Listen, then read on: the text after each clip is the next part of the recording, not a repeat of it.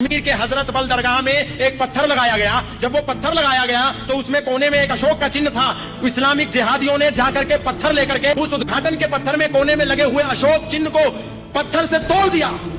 भारत का राजकीय प्रतीक चिन्ह अशोक स्तंभ चतुर्मुख सिंह वाला जिहादियों ने हराम बता करके उसको तोड़ दिया।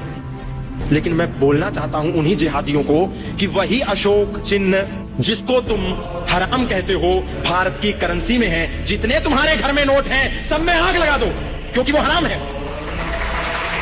जिस पासपोर्ट को लेकर के तुम हज करने जाते हो उस पासपोर्ट के फ्रंट पेज पर, कवर पेज पर अशोक का इतना बड़ा चिन्ह है, उसमें भी आग लगा दो।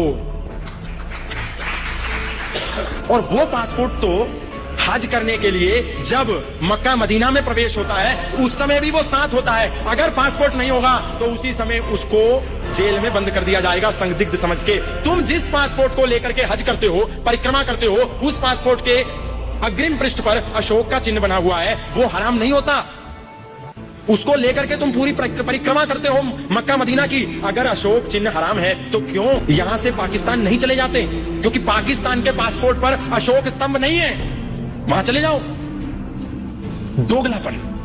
केवल भारत और भारत के प्रतीक चिन्हों को मिटाने के लिए, अपमानित करने के लिए, तिरस्कार करने के लिए ये सारी घटनाएं इस देश में रोज घटती हैं और घटती रहती हैं, क्योंकि इन घटनाओं पर कोई तर्क नहीं करता, कोई चिंतन नहीं करता, कोई प्रश्न नहीं करता।